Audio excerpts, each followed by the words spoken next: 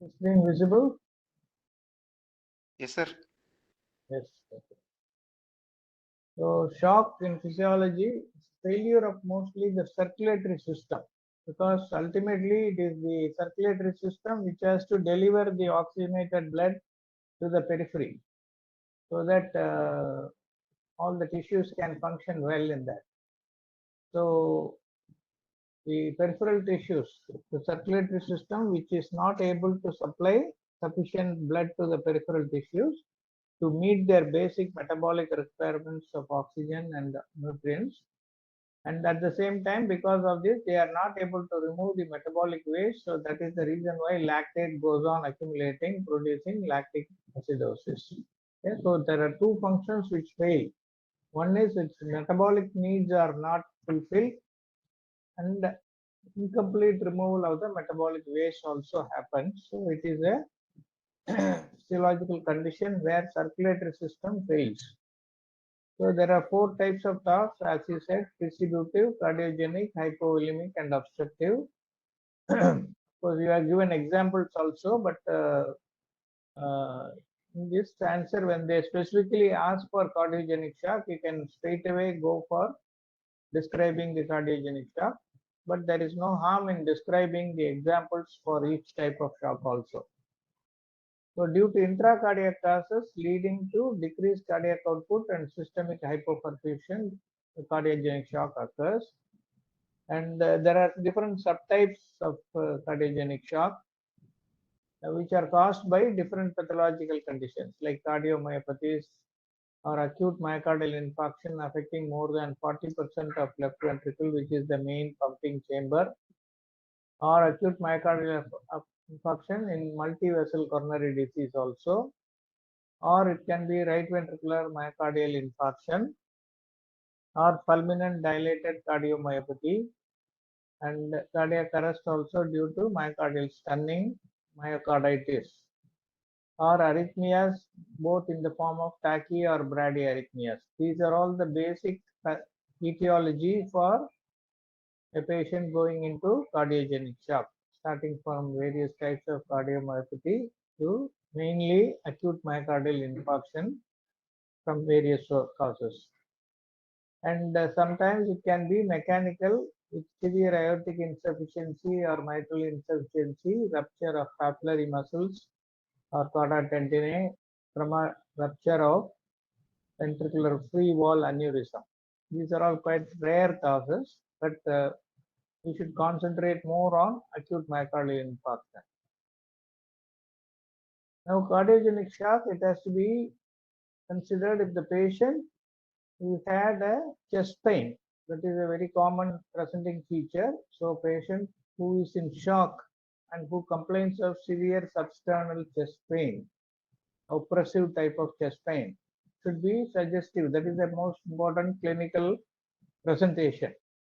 With a narrow pulse pressure, they may have elevated JVP and or lung crackles because of pulmonary edema, and significant arrhythmias may be there. So these are all the clinical signs and symptoms which you have to know to recognize before any investigations could be done. These are all the clinical presenting features which you have to know about.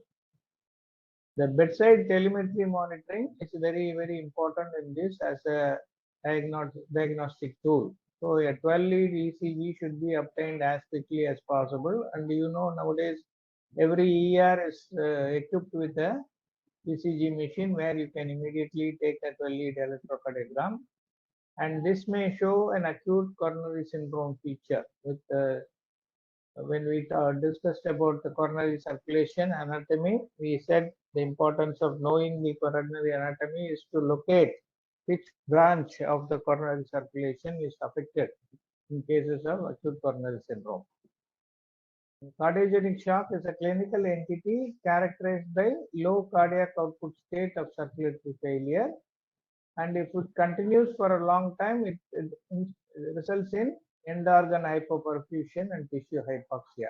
So it is mandatory that we should restore the circulatory function as early as possible.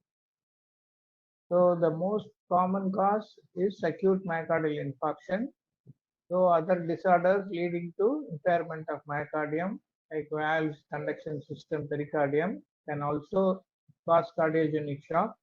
But the most common and the most life-threatening cause is acute myocardial infarction. Now, etiology, again, we have decided what are all the various causes. And in the contractility, once the myocardium becomes ischemic, then it loses its contractility. And the pulmonary embolus, sometimes right ventricle with or without left ventricular, can produce a right ventricular pulmonary embolism also. Other causes other than what we described here may be cardiotoxic drugs like the anti-cancerous drugs, doxorubicin, which is given for treating malignancy, is one of the most potent cardiotoxic drugs. And medication overdose like beta blockers or calcium channel blockers, or metabolic derangements, acidosis, acute acidosis due to other causes, and electrolyte abnormalities of calcium or phosphate. So these are the toxicology causes for cardiogenic shock. So apart from the other pathological condition, we have to keep in mind these conditions, which also can rarely produce a similar picture. And risk factors for cardiogenic shock after ST elevation myocardial infarction are: if the patient is more than 70 years old, if his systolic blood pressure is less than 120, and he is in sinus tachycardia or sinus bradycardia, or a patient presenting to the hospital with a long gap after he develops chest pain at home. Supposing he arrives 4 hours or 6 hours later, thinking that it is acidity and taking some antacid. Nowadays, people do this mistake, especially in the night after eating when they develop discomfort.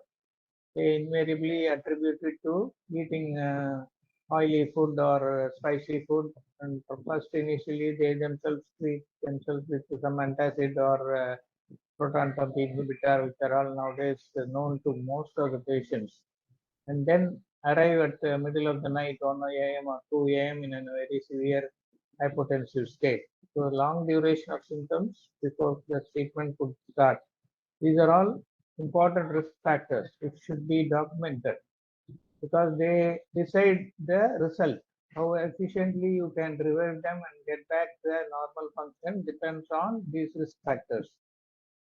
Now coming to the pathophysiology, ischemia to the myocardium causes derangement of both systolic and diastolic left ventricular function, resulting in a profound depression of myocardial contractility.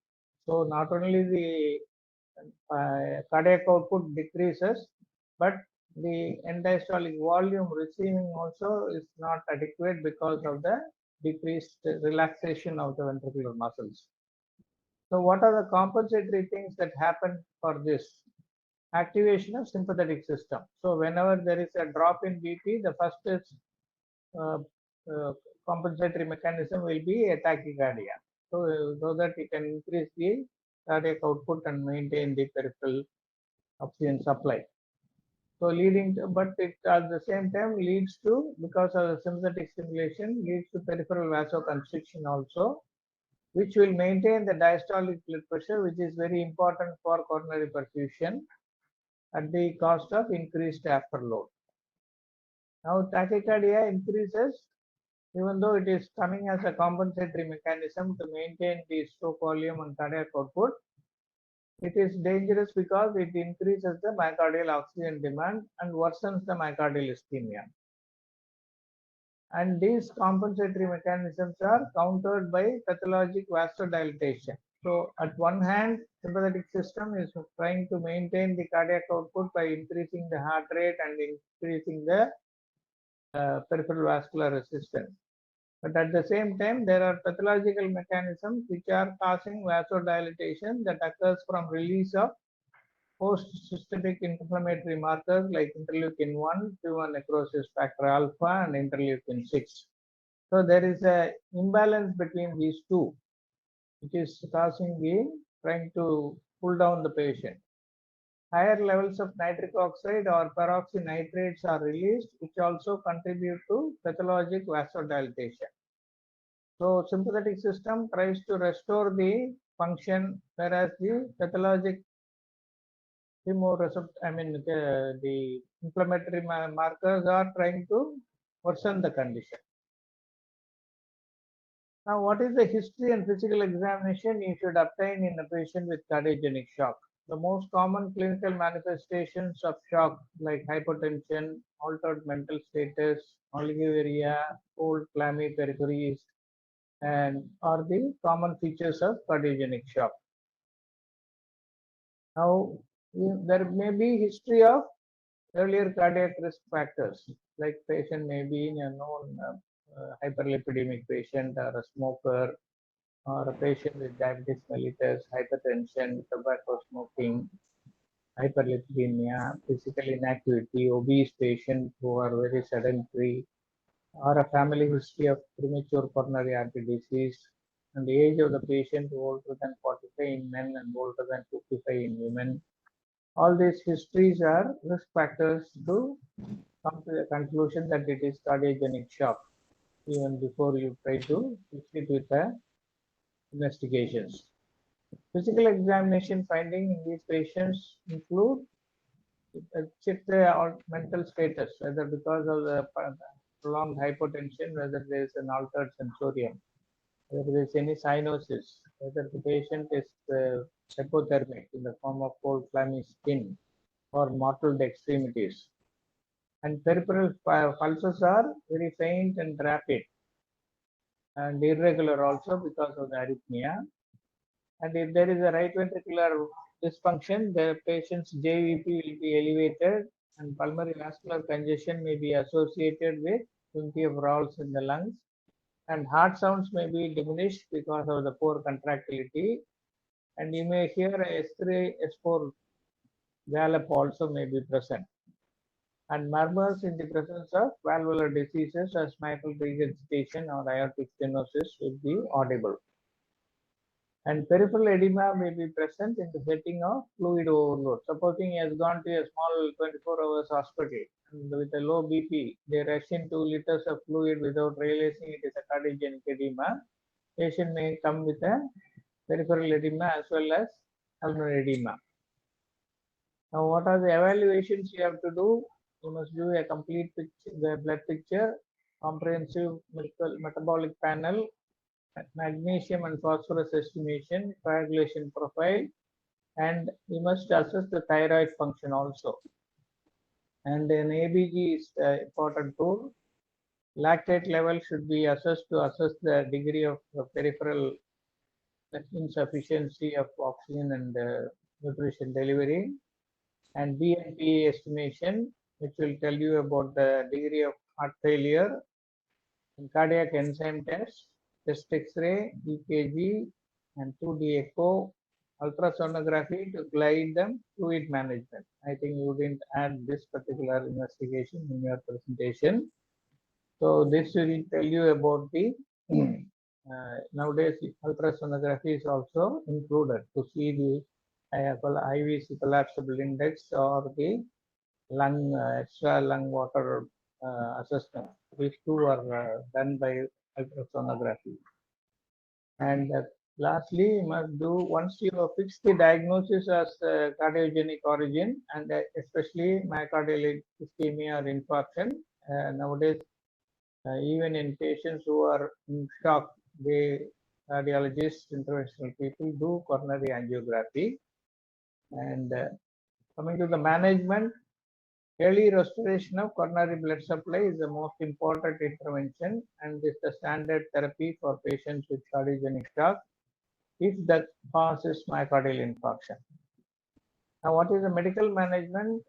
Norepinephrine is preferred over dopamine in patients with severe hypotension, where that is the systolic blood pressure if it is less than 70 millimeter, or hypotension which is not responsive to other medication, noradrenaline is the drug of choice.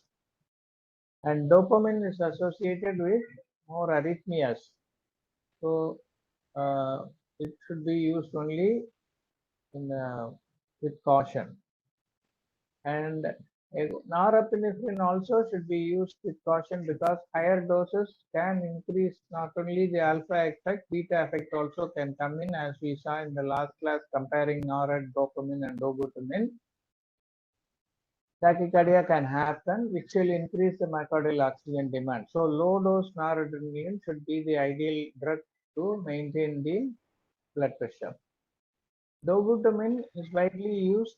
It has both beta 1 and beta 2 agonist properties, which can improve myocardial contractility, lower left ventricular end diastolic pressure, and increase cardiac output. Milrinone is also widely used as an inotrope, which reduces the left ventricular filling pressures. Saline or lactated trinket solution greater than 200 ml per 15 to 30 minutes is indicated in patients with no signs of fluid overload.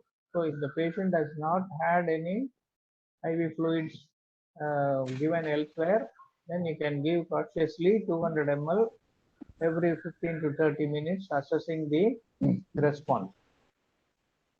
And fibrinolytic therapy should be administered to patients who are unsuitable candidates for either PCI, that is percutaneous coronary intervention, or straight away go for bypass open surgeries. So these are the two options which are normally carried out nowadays, either PCI or open surgery, even in times of emergency. So if the patient is not fit for both of them, then fibrinolytic therapy should be started. Patients with myocardial infarction or acute coronary syndrome should always be given aspirin and heparin. And diuretics such as furosemide play a role in decreasing plasma volume and edema, thereby decreasing cardiac output and blood pressure. So this is associated with compensatory increase in peripheral vascular resistance also. With continuous therapy, extracellular fluid and plasma volumes return almost to pre-treatment levels. So this also has to be included in the medical management. So these are all the points you have to remember with regard to medical management. Correction of hypotension using the vasopressors like norepinephrine, dopamine or dobutamine. These are the first line. Second is improving the contractility by using milrinone. Third, fluid challenge. Fourth, fibrinolytic therapy. Fifth, aspirin and heparin. And sixth treatment is diuretics to restore the fluid balance. So if you remember all these things, 6 points you have to write in medical management. And therapeutic hypothermia is established if the patient had a cardiac arrest outside the hospital with shock coupled rhythm to prevent brain injury and improve survival. So if a patient has had a cardiac arrest outside due to myocardial ischemia and it has been revived by CPR outside and brought to the hospital, early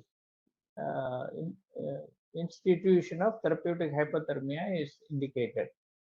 What are the procedures you have to carry out in this patient? Place a central line for fluid resuscitation and for access of multiple infusion of drugs, and also allow invasive monitoring of EVP. Arterial line placement is useful for providing continuous blood pressure monitoring, especially in patients requiring inotropic agents. Mechanical ventilation may be indicated if the oxygenation is very poor or for airway protection due to altered mental status, patient coming in a semi-comatose condition. Percutaneous coronary intervention or coronary artery bypass can be done as an emergency if angiography proves to have a very severe degree of block. And primary PCI should be performed irrespective of time delay from the onset of myocardial infarction. So earlier they were saying that it should be done much earlier, but now even if there is a block and there is a thrombus, they feel that they can go ahead and do a PCI intervention. There are now instruments available to drill through the clot that has been formed, and we can put the stent in that place.